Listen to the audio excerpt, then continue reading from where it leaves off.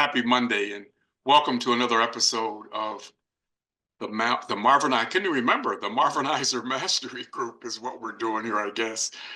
Thanks for joining me this Monday. We've got another great episode for you. We're going to talk about the word of the day or the word of the week, I like to refer to.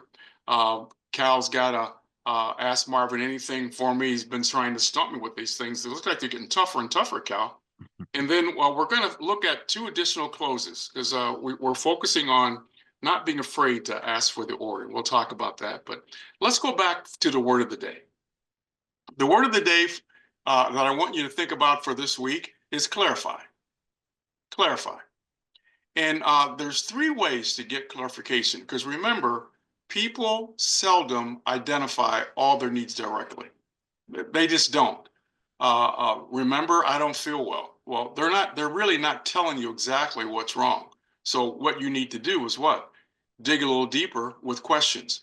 And it's the same thing when the customer says, your price is too high. Let me think about it. I'm getting other quotes. You need to have a question to ask for clarification. And there's three ways to get the clarification. We've talked about this, I think, even in the first episode. One is just being patient and just listening. Pause.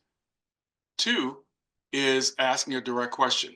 And then three, you can repeat it back and then pause. So you either start with a pause, you ask a question and pause, or you paraphrase and pause. So silence, question, paraphrase. You need that clarification. Let's not jump the gun. Let's not fly off the handle. Let's not assume. Let's not go into information dump. Get clarity first. So that's the word for the week. All right, what's the question you got for me? Ask Marvin anything. What do you got, Cal? Today's question is, what are the biggest mistakes rookie salespeople make? Oh, that's the easiest one you've ever given me.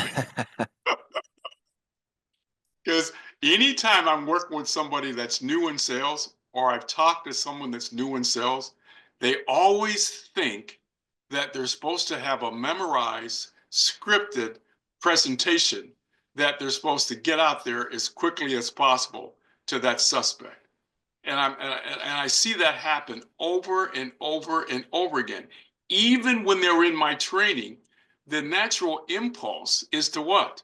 Tell and talk, or telling and selling. That is not what sales is all about. It's all about doing two things. So it's suppressing that natural instinct of wanting to tell and talk and getting back in control of the ability to what? Ask and listen. Ask and listen. I said it last week. Think before you speak. Think before you act. Learn to think in questions. That's the toughest thing for rookie people to do is to think in questions. Because right now, when you're getting that first or second or third or those first couple opportunities, you can't wait to share all the information that you've gleaned during your training. And you're going to hear this whether you want to or not, Cal. So the biggest mistake rookie people make is still not mastering the ability to ask questions and listen, because that's what it's all about. That's the approach that we should be using, both at home and at work. So practice it in your personal life too. All right, let's get to the topic here today before I run out of time. Last week we talked about direct closes and assumptive closes. You know, direct closes were questions. Assumptive closes were just assuming they're ready to buy and you move forward with that closing technique. Well, today I want to talk about the choice close and the assertive close. The choice close is probably one of the most overly used close. We use that when we're booking an appointment, Monday or Tuesday, 10 o'clock or 9 o'clock, virtual or in person. In other words, you're giving that person two options. The nice thing about that close is whatever they pick, you got closure. That's the beauty. But I will caution you though, do not use those choice closes or either or closes with people that are indecisive. Remember, a lot of the closing technique is based on the personality. And if they've already demonstrated to me that they're a little hesitant, they kind of show that they could be a procrastinator, I'm not going to give them choices. Because if you say Tuesday or Thursday, now it's forcing them to go, I don't know, Tuesday, Thursday, I'm going to have to get back with you. So I never give people choices that I think or already know that they may be reluctant or can't make that decision.